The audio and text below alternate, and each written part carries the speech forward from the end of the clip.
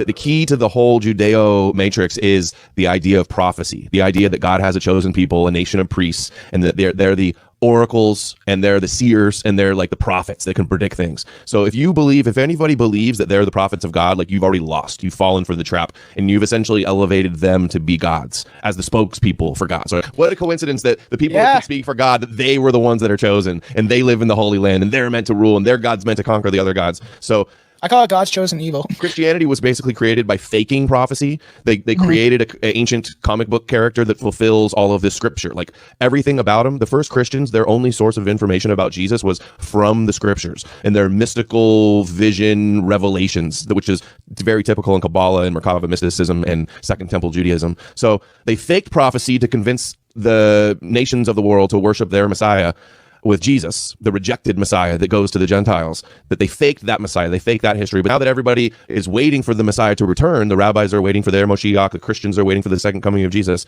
Now, because of that, they're able to control people through the prophecies. We know ancient Jews were scouring their scriptures looking for God's hidden mysteries of their redemption and their Messiah and how they were going to get out of their occupation from the Romans and the Greeks. And if we're able to read all these Old Testament scriptures and make these connections and see how they were made in the New Testament, then they were doing it too, inevitably. I always thought it all came from like Sumerian text, Dead Sea Scrolls, and that they were just kind of making up their own version of it in some regard, taking ancient religion and then blending it into this new religion to have people worship. It's interesting because every person that becomes president has to pledge allegiance to Israel and what they're going to do for them. When they're pro-temple, Jesus was mad that the Jews weren't behaving correctly in the Jewish temple.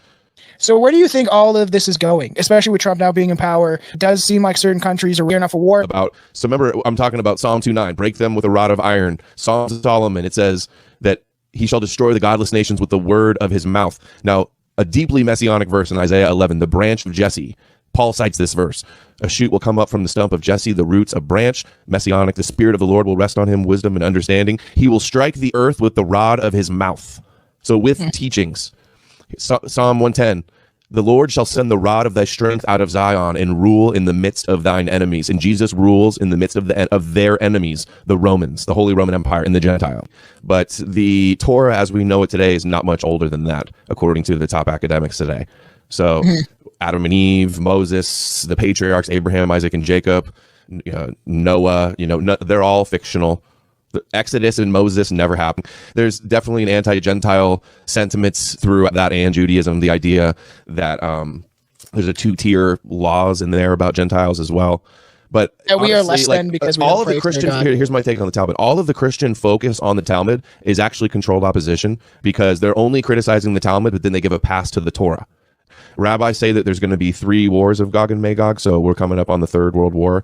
And in this one, it's supposed to be, they believe for hundreds of years at a minimum, that it's supposed to be Iran and Russia is Gog. That's what else we're going to see, an expansion of the Abraham Accords, some type of peace deal with the West Bank, and then normalization with Saudi Arabia. Trump is just saying today, there's a clip of him talking about if Iran assassinates him, that he's laid out plans and they're going to obliterate Iran. So no, they've wanted war with Iran for a long time. I want to know, how did you stumble upon looking into this stuff? They're ushering in the Jewish New World Order with Jesus as the Messiah, the Davidic Messiah over all the earth and the God of Israel. They're fighting the satanic Luciferian New World Order in the name of ushering in the Christian Judeo New World Order, where every knee bows to Jesus. That the key to the whole Judeo matrix is the idea of prophecy, the idea that God has a chosen people, a nation of priests, and that they're the oracles and they're the seers and they're like the prophets that can predict things. So if anybody believes that they're the prophets of God, you've already lost, you've fallen for the trap, and you've essentially elevated them to be God. The people that are facilitating this and carrying it out are inspired and motivated by lots of different things, but the one that most interests me is the anti-Edom agenda. If they say Edom as Europeans and the Western civilization in Europe and America, there's clips of rabbis saying that it's a good thing that all of these Muslims or non-white people are going into these countries, and they're it's we deserve it for persecuting them and destroying their temple 2,000 years ago, and it's part of the prophecies that we are meant to be blotted out and destroyed and disappear and have vengeance brought upon us. These Khazarians, the takeaway is these Khazarians are giving these real Jews and the Torah a bad name, and that's not the issue. The Torah, just read the Torah and the whole concept of Yahweh and his chosen people. So what a coincidence that the people that can speak for God, that they were the ones that are chosen, and they live in the Holy Land, and they're meant to rule, and their God's meant to conquer the other gods. So I call it God's chosen evil. God's chosen evil. Yeah. So Christianity was basically created by faking prophecy. The fact that like there's rabbis all over the internet fantasizing about the destruction of Western civilization, and then to add insult to injury, pretend like their politicians pretend like we're your greatest ally. I used to joke that, how do we know that Jesus really existed?